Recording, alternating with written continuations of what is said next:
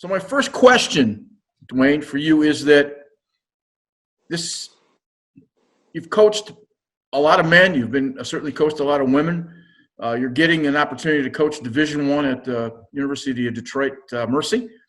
And maybe explain what you like about the women's game, since you're going to be coaching at the D1 level. Is it different or is it the same as men's? I get this question a lot, obviously. But what I tell a lot of people is I think lacrosse is probably one of the only games that I can think of where the men's and women's game are completely different. So with the exceptions of the goals being 6 feet by 6 feet, everything else is different. The sticks are different, the balls are different, the field markings are different, the rules are different, the positions for the most part are different. Everything is different. I would say that girls lacrosse or women's lacrosse is much closer to basketball than it is men's lacrosse. So you're coaching a different game. You're not the athletes have to be athletes, but the game, the strategies are very, very, very different. So I look at it as being an exciting start to something new. As catching and passing, skill sport, I mean, that doesn't change that much. With more men moving into lacrosse like yourself, doesn't that change the women's game a little bit? And I add one more caveat. The rules of women's lacrosse are changing in a way to start benefiting bigger, stronger, faster, which hasn't always been the case. Right. The skills are – even the skills are different. So with the women's game, your hands have to be soft because the sticks are different. You're trying to catch a pass that's going at about 40, 50 miles an hour with a tennis racket. You know, the boys have a crutch and that they have a pocket in their stick. The girls have no crutch. You've got to have soft hands. You've got to have the right technique. And that's something you really have to learn. And it's something that, with girls, you have to, it's all skill and technique, which is why I personally love playing girls lacrosse.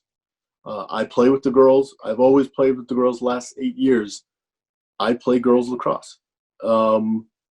With boys, it is bigger, faster, stronger. It's matchups. I'm bigger than you. I'm going to overpower you.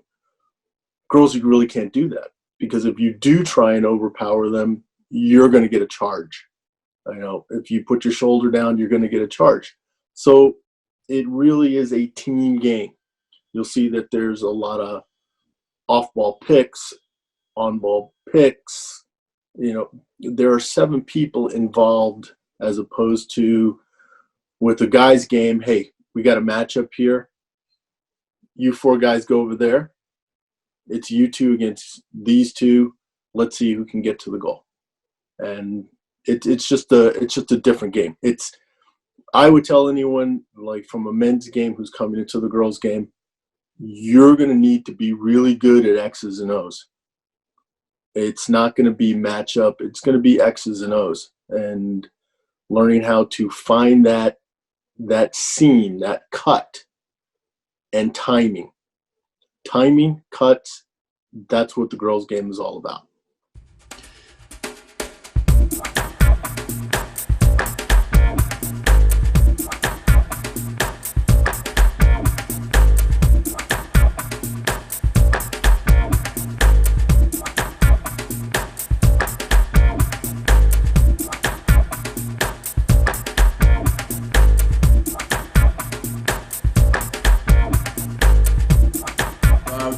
Recently appointed head coach at the University of Detroit Mercy women's lacrosse program, Dwayne Hicks, longtime local Michigan legend, if you will. I say that in the best possible way. You're joining us here at Michigan Lacrosse Review for show number 5. Dwayne, you're highly thought of, but I want an extension to your question. Are you suggesting that with more men coming into the game, that more men are adapting to the skill and speed of the women's game versus maybe bringing a different style? So men are adapting to the women's game rather than the game adapting to more men? I think it's a little bit of both. I think the women's game, I think the women's game for the last couple of years might even be ahead of the men's game in that, they had the shot clock first. They adapted the rules as far as what we call stop. In the old 2 years ago, when the whistle blew, everyone had to stop on the field on the women's game. Now it's free movement. So the women are adapting the game to make it more exciting, much more fun to watch. The old complaint about the women's game is, oh my God, this game is so boring. I don't understand why there are so many whistles. They adapted that, and now you get whistles, but the movement is still going. It's fast. It's a very interesting game.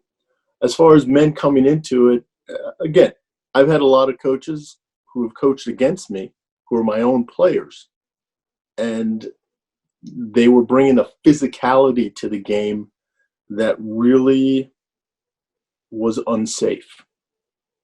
And that's really what people have to understand about the women's game, is that it is a very safe game, in that the girls are trained when to shoot, when not to shoot, shooting space, all of these things, so that you don't have girls running over girls or girls shooting through girls with the ball. It is an incredible game when you're on the inside and you know what you're looking at and you know what you see and you go, wow, that was a great play that girl just made. But you wouldn't notice it unless you really know what you're watching. If that makes sense. What's harder for you to coach, men or women? Let me ask you a better question. Who do you think are easier to coach, men or women? Easier. They both have their challenges. Okay. Leave it at that. I will say boys are more interesting. Boys are interesting to coach in that, hey, here's the plan. They're going to get out in the field and change the plan. You know that, because that's what they do. They're going to be athletes. Whereas girls, when you coach them, you have to explain. So I have 2 daughters, and their biggest, whenever I'm trying to get them to do something, they want to know why. Why do I have to do that? Well, because if you do this and this and this, well, why? Right. So you have to explain it. You have to give them a reason. They have to understand it. And once they do understand it and they know that, oh, okay, so in the bigger picture of things, this is what will happen. You have to do that with girls, with women. With women players, if you get them on the same page, your team's unstoppable. And that's how I personally coach. Hey, ladies, this is what we're trying to do. Here's the reason. I explain it, and I get the buy-in, and we're ready to go. I enjoy that part of it. Did your entry back into women's lacrosse, having been with the men for so long, correspond with your daughters getting into middle school, late elementary, and then into high school, or was just by happenstance? No, my daughters are in college. So no, I say, but you're an assistant at Oakland for a while. You kind of went over. You left the dark side and went to the women's game. And I say that, was that any correlation to your daughters getting involved in the sport at an older age? No, I got involved in the girls' game after being fired from Michigan State, actually. Okay. And Toby Casa asked me to come in and be an assistant coach for him at Oakland. I had always coached, like even before then, I had always coached girls, but I had never coached at the collegiate level. So he said, hey, come in, you know the game, you know strategies, you know X's and O's better than most guys. Come in and just do X's and O's with us, and you'll see that the techniques and the skills and the rules and all that stuff will follow. So that's kind of how I got involved coaching at the college level as opposed to just being a trainer. So I was a trainer of girls, but never a coach. Well, kind of the short version, player at Notre Dame. You're a Long Island young man. He comes to Notre Dame, played at Notre Dame. I think went to England, played a while in England. Yep. Your basic background is advertising, which is where you kind of got started in all of this. Am I correct? Yeah. So I did advertising for 20 years, retired. So for me, once I came back from playing in England, I pretty much started my course in the professional life.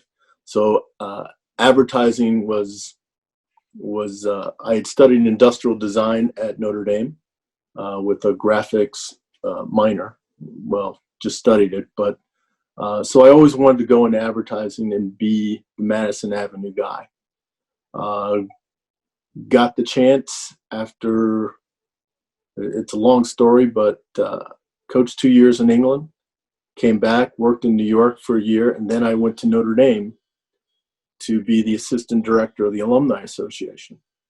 That's where I met Kevin and Bernsey, Jerry Byrne, and but then I left there and moved to Detroit to work for McCann Erickson, which is the largest ad agency in the world, and got a chance to do a lot of great stuff between Buick, McDonald's, Nike, a lot of the Fortune 50 companies in the world, and pretty much did advertising by day. And then at night, I would coach lacrosse. So I did that for about 20 years. It was awesome. You went through the process. You went to Michigan State, as you mentioned. You were the men's coach, the club program at Michigan State. From there, you went to Oakland, and then eventually migrated to the men's staff at UAD. I think they finally recognized that they needed some help offensively, and you were the obvious choice. Kind of take us through the story, because I don't think a lot of people really know you from literally one day you're an assistant coach on the men's team to, oh, by the way. So maybe carry us through that, and maybe what Chris Colin's reaction was, losing the kind of offensive mind that you are. Well, interesting that I'll take a step back. What happened? Chris Colin, believe it or not, I coached Chris Colin when he was in high school. Okay. So that's how Chris Colin and I know each other. So Chris Colin was a freshman, sophomore, and I was an assistant coach at Birmingham while Chris was a player. So if you fast forward a couple of years, Chris and I have always been in contact, and he calls me and says, "Hey, would you be interested in being an assistant coach?" I said, "Sure." So I came in not as the offensive coordinator or the defensive coordinator, but I just came in as a coach, and my job was basically to be an assistant coach to the assistants, if that makes sense. Yes. So I was the face-off coach, did a little bit of goalie stuff and a little bit of strategy for the offense and defense. The resource coach.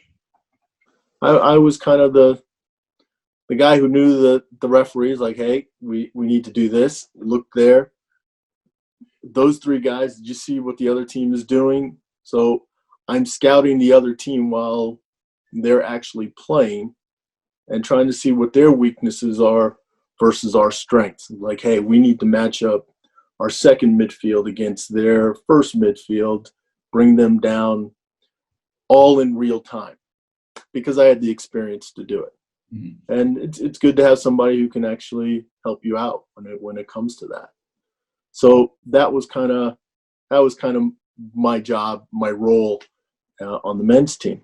And but everyone knew my background, and basically what happened was the girls' coach was leaving, and said, so the AD came in and said, "Hey, the girls' coach is leaving.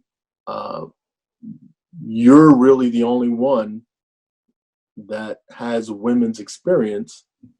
We really don't want to bring in someone from the outside.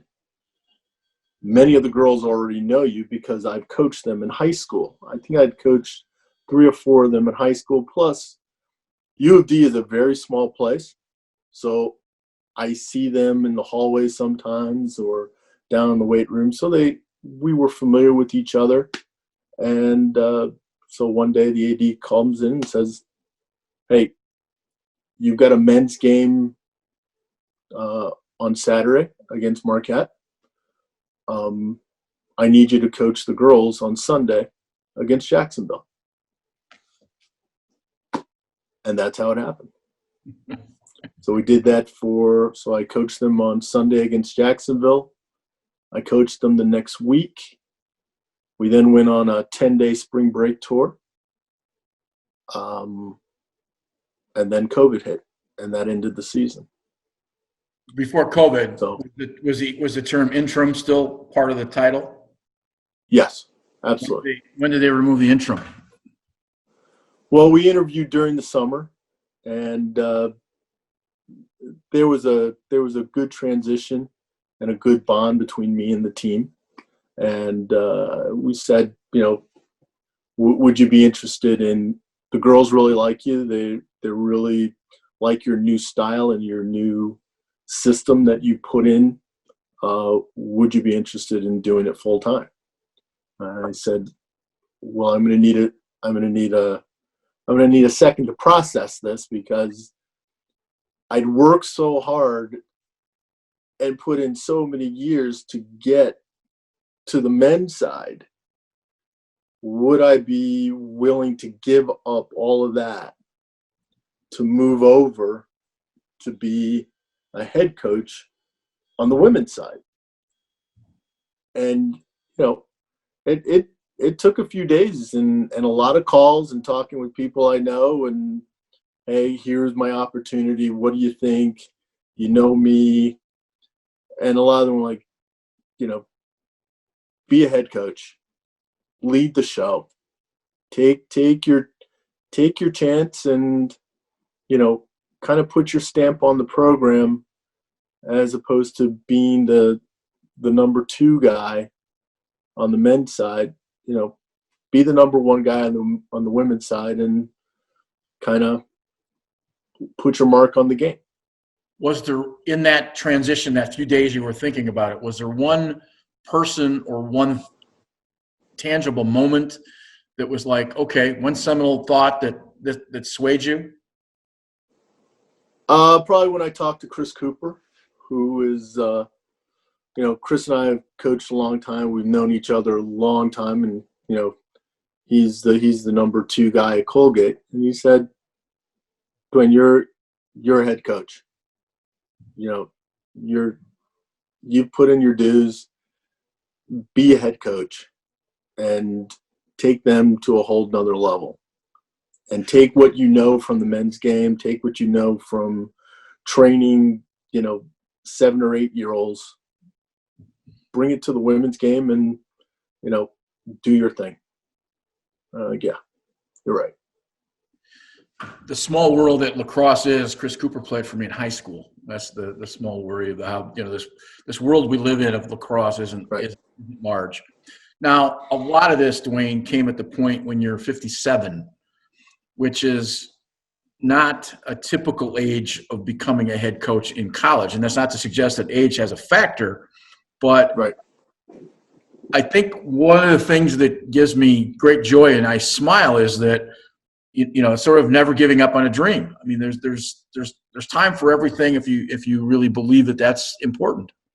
So do you approach it at 57 differently than you might approach it at 35? And I know that's a hypothetical question, but the experience gives you opportunities. There's no doubt.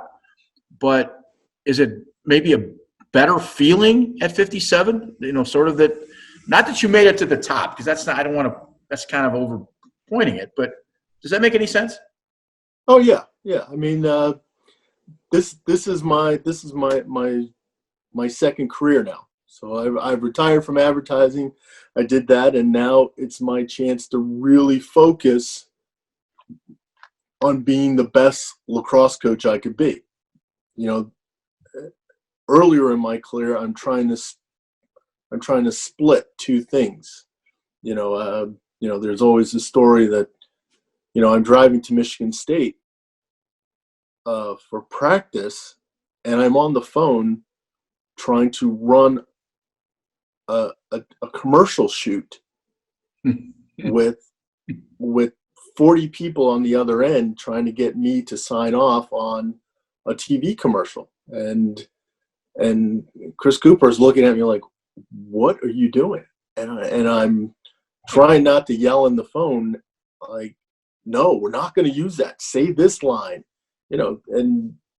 but now I don't have to do that. Now I can focus all my energy in trying to make this the best team possible. Plus, you learn a lot of things in 20 years.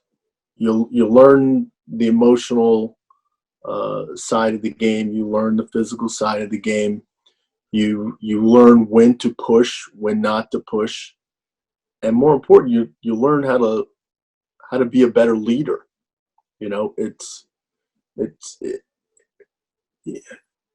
Coaching 30 people, 30 individuals means that you've got to have 30 individual practice plans. You've got to know who to yell at. You've got to know who to talk softly to. And you've got to read that instantly because you've got to get the best out of them. That's your job. And it's so I think this is the perfect age for me. I'm one of those people who, believe it or not, I get up every day and go, oh my God, thank God today I get to go out on a lacrosse field. I'm not going to sit in a cube. Right. Not going to do that. I don't have to do that anymore. I am going out on a lacrosse field. I think I'm one of the very few people and one of the lucky people who can say I have rarely worked a day in my life. I had an awesome career in advertising, and now I'm having an awesome career in lacrosse. So I very rarely work. I go out and get to do what I really love to do. And I think age gives you appreciation for it even more. Absolutely. I think Absolutely. that's hard to explain. Having graduated from Notre Dame, now coaching at another major Catholic institution, there are some different rules at a Catholic school than there might be at a public university. Does that help you at all? I think it gives you an understanding of what the priorities are. I mean, the priorities at Notre Dame, the priorities at Mercy are, academics. You're not here to play lacrosse. You're really here to get a degree and have a good experience. And you're not going to get any special attention because you're an athlete. You still got to turn in the papers. You still got to do the work, and you got to put in the time off the field as well as on the field. And we're not trying to make you a better lacrosse player. We're trying to make you a better human being. If you can do that, you've been successful. So that's what you got to work at every day. When you're out on the recruiting trail, and I'll talk a little bit about facility, I don't know that people really realize just what a good education that Detroit Mercy provides. It's a phenomenal university educationally. I know that to be true. One of the best. Location, it could be in a better place, but it's not. When you go outside of our boundaries of Michigan and maybe even to the west side of the state, do they recognize the educational value of the university, or is that something you got to sell hard? I think we got to sell it because most people have never heard of Detroit Mercy. They don't understand the education that comes with Detroit Mercy. I mean, first of all, you have to understand that Detroit Mercy is right in the heart of the big three. GM, Ford, Chrysler, Fiat are sitting right there. If you want to be advanced in the technology world, it's happening right in the big three. I mean, it's those autonomous cars are coming. We do the engineering for it. We've got one of the best PA programs in the country. Most people don't know that. We've got one of the best nursing programs in the country. Most people don't know about that. So I got to sell it. I got to let people know, because when the first thing that comes out of your mouth is Detroit Mercy, they don't hear Mercy. They only hear Detroit. When they hear Detroit, they go, I've heard some bad things about Detroit. And you have to sell them that Detroit is just like any other city in the world. There are good parts, there are bad parts. If you want to find trouble, you can find it. But for the most part, it's not around us. Detroit Mercy is a great place to be. It's it's considered one of the jewels of Detroit. Not being a household name, and Dwayne, nothing against it, you're not a household name in California. No. My point to that is there also a selling part of that to the young ladies you're about to recruit? And I would ask the question based on the idea that you're really kind of starting from scratch, because the women's program hasn't been as successful, I don't think, as the university would have liked. No, it's been 10 years. So we're celebrating our 10-year anniversary of women's lacrosse. And it's been a struggle. Not so much because of, where we've been, but it's just been a struggle just trying to, you've got the weather, you've got competition, you've got Ivy Leagues. It's hard being a successful program. And when I say that, I mean, what is a successful program? Do we graduate our players? Yes. We graduate all of our players, and they go on to do great things. But are we successful on the field? We've been 500. We've won our conference a couple of times, and we've put out some really good players, within our conference. But on a national level, not so much. That's what we're working on. But in order to do that, you got to bring in the players. And most of the players are not in the Midwest yet. They're still on the East Coast. The other programs, Eastern's about to start a women's program. Central has already had their Yes. out there a little bit. Are you looking like the men's program to keep it sort of Michigan-based? And I say that there's an awful lot of really good players from Michigan that are playing it at UAD, and they're a very competitive program. The University of Michigan you don't see a lot of Michigan names in the roster for either men or women. And I guess Correct. where are you headed from? Don't you have to first build the network to know the coaches outside of our Midwest area, and then who are you recruiting at this point? Well, I'll try and put that all together. Okay. I am currently, and my assistant coaches are currently, we're turning over rocks. We're looking anywhere and everywhere for the best girls who want to come and play lacrosse. We were getting them from Canada. We're going to the East Coast. A couple of girls from Maryland, a couple of girls from Massachusetts. We do look primarily in the Midwest because, and I don't want to, generalize this, but many girls want to stay close to home. They're not looking to go 12 hours away from home. So that's why it's sometimes hard to get a lot of the East Coast girls to even consider coming out to Detroit. But I'll try and get them. I'll try and get a couple of girls from California. Whoever's interested and has the talent. Is there a type you're looking for? Are you looking speed versus size? Are you looking obviously large and fast? And I say large, tall, strong, and fast we all want. But the reality is what would be what IQ? That's not true. IQ, we all want IQ. We want the same things. Right. What are you looking for in a player? Is there a type? For me, there's not a type. Okay. If you look on my team right now, I've got girls who are 5'2". I've got girls who are 6 foot. It really comes down to my playing style, and the new playing style that I'm going to be bringing is speed. I am going to require speed on the field.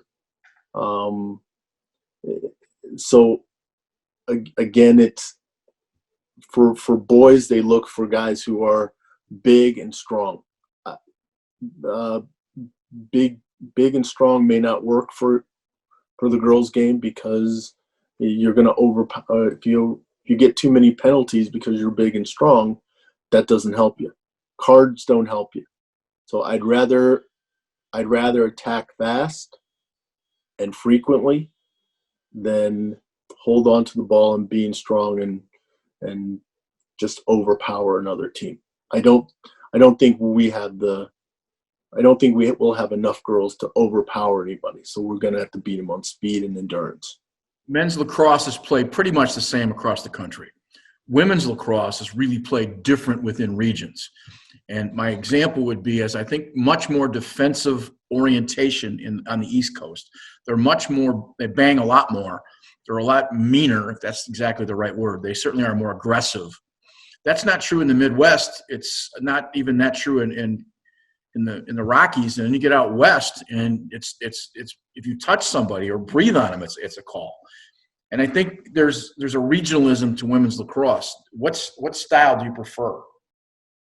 I know it's speed. I prefer the speed and with the touch of physicalness, because I mean, you didn't say it, but you went around the edges of it. The lacrosse style depends on how it's being refereed, which is why when it gets to nationals and you go, well, who's refereeing the game? And once you know who's refereeing the game, well, then you know what style, because remember, there are 3 teams out on every single field. There's your team, the team you're playing against, and the referees. Right. So you've got to play to their style depending on how they're calling the game, what they're letting you get away with, and, can you be a little more physical? Can you be a little faster? Are they quick on the whistles?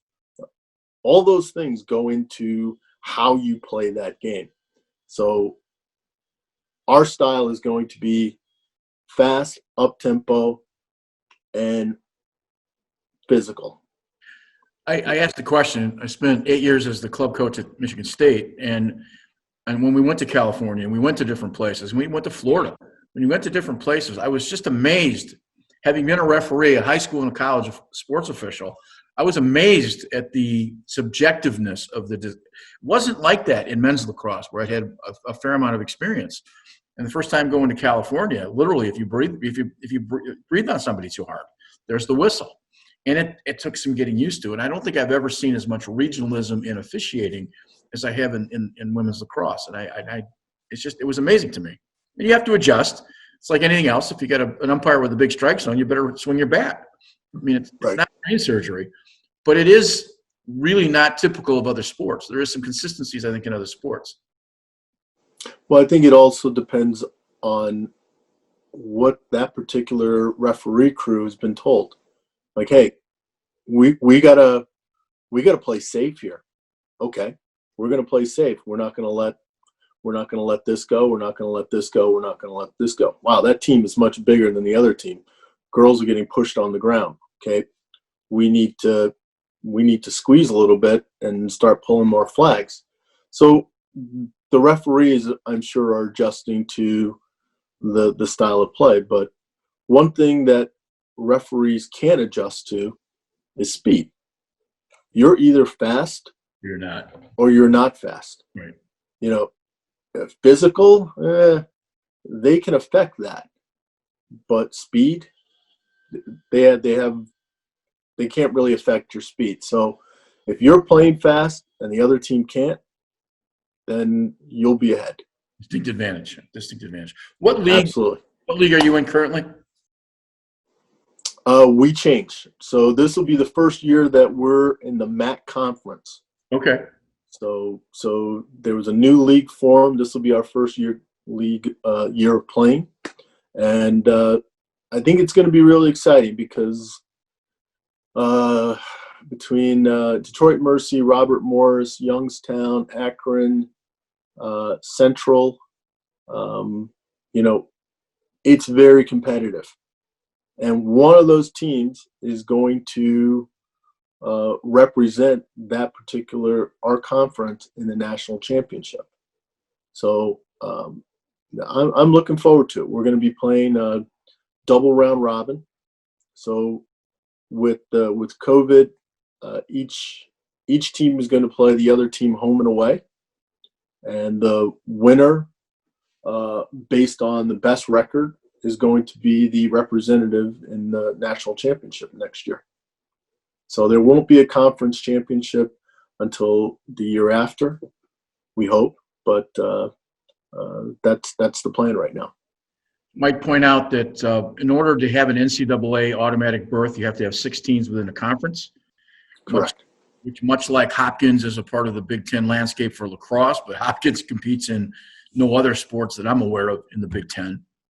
So there's a certain dollar value that makes it cohesive for everybody to be in the same. Because making the dance as a league is a great feather in the cap of the coaches within the league, because you can say that you have that opportunity where you might not have that same chance in a lesser league or even in being an independent. So I think that's a correct. pretty strong part. UAD Absolutely. UAD then becomes kind of they become the Hopkins of the MAC, but that's not necessarily true, because it's really an amalgamation of teams. Kent State, I believe, is about to start a team next year. Is that factual? Don't know yet. I think Kent No, State is coming in. I think Kent State is already in. It's already in. Okay, I know there's 2 or 3 other MAC schools that are. Kent State is already in, and Eastern Michigan is coming in next year. And I heard there was some discussion that maybe Toledo was contemplating bringing together some teams. So who knows? It's ever expanding as the dollar value comes. The challenge is right now, Kent State is in the MAC. The challenge is with COVID and people trying to figure out what their budget is based on football, based on basketball. Can we afford it? Can we not afford it? And those decisions are above my pay scale. And at the moment, the NCAA has not allowed you to go out on the road. Every bit of contact you have with players is either through virtual or phone calls or emails. So they've put a damper on any in-person recruiting until the 1st of January. Correct. So Division I coaches are not allowed to have any in-person contact until January 1.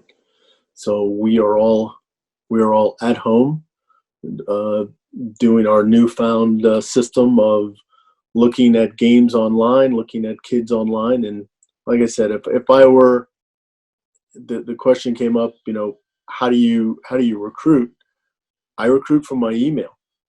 So if a kid is interested in playing lacrosse, they should be contacting coaches with their highlight film, because that's what we do all day, is look at recruits, go over the recruits, look at the recruits again, and see who's on our list and see who can make it.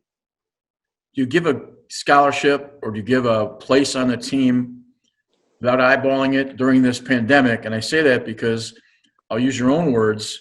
This girl may look really fast on this particular highlight film, but you have no way to judge the speed of the girl she's playing against. They may be slower than I am. And so the point is, have you offered anybody, or are you going to offer anybody that you haven't seen in person at this point? No, I think you're right. That's one of the things that that I do with my other coaches is probably once every 3 days we will look at game film again, and we're always watching. If we bring in a new girl or we look at 5 other films, we're comparing their speed on the field to their speed on the film with 6 or 7 other girls. Pretty much after a while, you can kind of tell who's fast, who's not fast, and you also look at their competition. Like, that's not real. They're not playing anyone who's at our speed or at our level. And I always tell the girls that, we want to see you play against girls that are at a competitive level rather than showing us a game where you scored 10 goals against a team that really shouldn't have been on the field.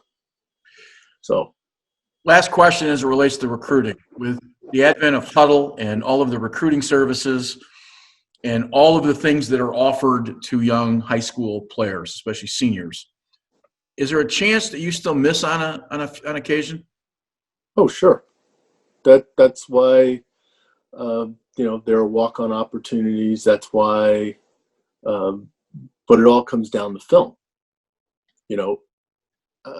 We have one kid on our men's team, Kyle Loken. Never played travel, had no highlight film. Really wasn't interested in lacrosse, but he was interested in the U of D education. So he came to U of D and he showed up and said, I'd like to walk on. And we're like, well, there's kind of a process you have to go through to get to go out in that field. And he said, well, okay. But we said, again, we're turning over rocks. He might be the next kid. Kyle Loken turns out to be an absolute find. He was crazy good, still is. Would have had an incredible freshman year, and turned out to be a really good midfielder last year on the men's team. But that's the diamond in the rough. That's the 1 in 100 that you get. Unusual. So it's very unusual. I mean, believe it or not, most of the times the best players are found. The best, you always ask the coaches, hey, who's the best player on your field? Because it's part of your network. When someone calls and says, hey, I played against this kid last night. He didn't play for me. He played against me. Woo! This is the kid you got to see. Well, I've never heard of him. It's like, well, yeah, he plays for Vicksburg. He doesn't play lacrosse. Right. And so there are kids who get missed, but part of that responsibility is also on the kid to, hey, if you want to play in college, you got to get out and market yourself and sell yourself. And one other point is sometimes you have contacts at the high school level. Some of the coaches are really accurate and give you great information, and some of them are not so accurate. And that becomes, and I say this, if somebody are watching this, you're a high school coach, if you're giving information to a college coach, be honest. I'm not saying be detrimental, but at least be honest. Because if they call you and you go to the well, I'm just saying this and tell me if I'm wrong, if it turns out to be a couple of stinkers, you probably aren't going to have much of a relationship with that coach. Right.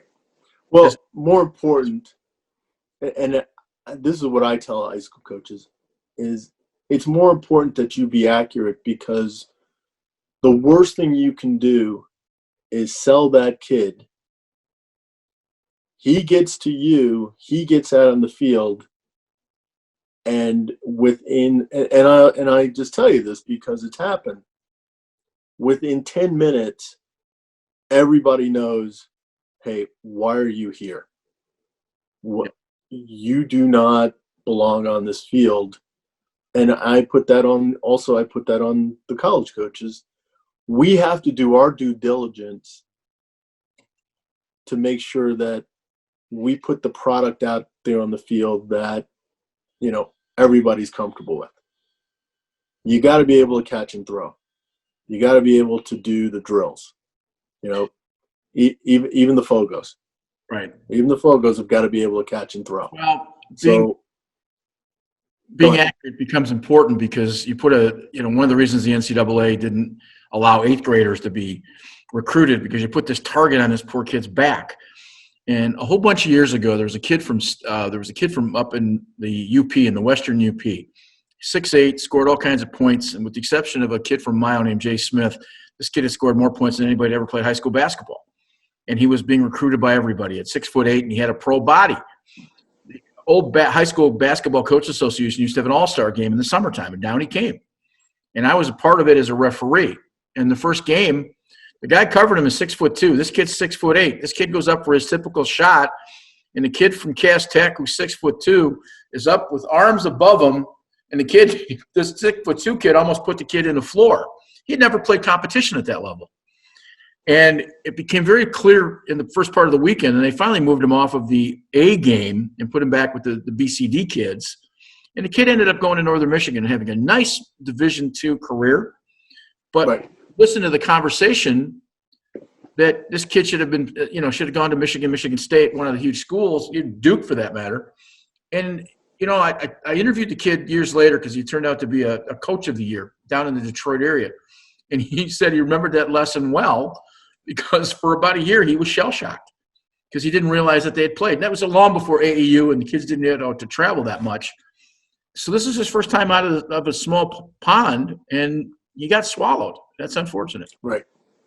And that's something, again, that I would tell any high school player and parent is find a coach that you can trust and kind of listen to their advice, because there are so many variables out there that you gotta have somebody who's been through the process before, because ultimately you're not trying to find a school where you can play lacrosse.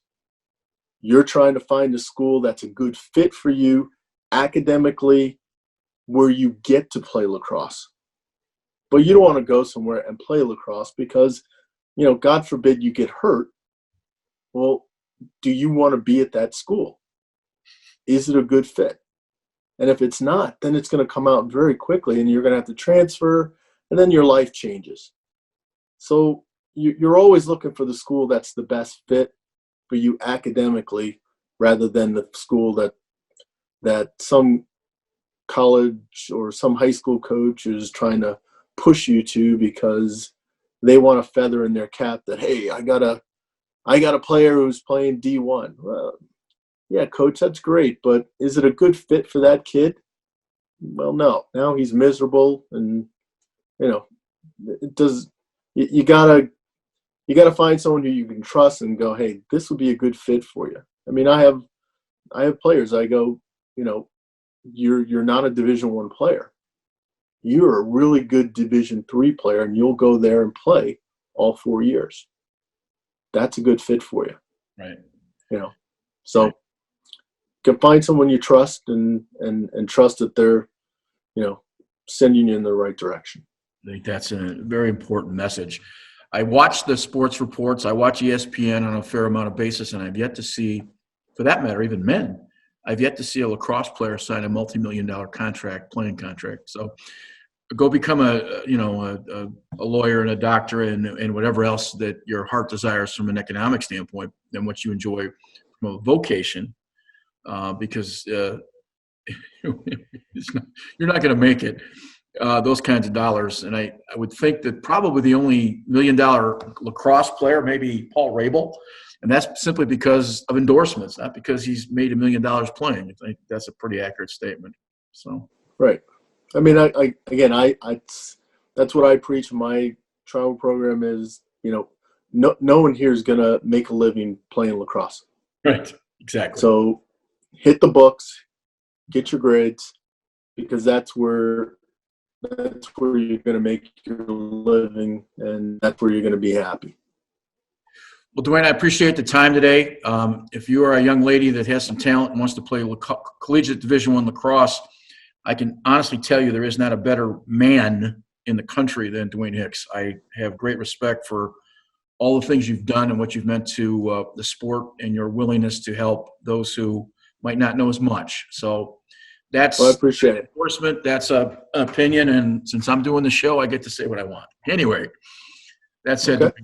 Have a great fall. I'm sure our paths will cross, and appreciate the time that you spent with us. All right. Good Well, luck. thank you very much. I appreciate being here. Thanks. All right. See you soon. Take care, Greg. Bye-bye. All right. Bye now.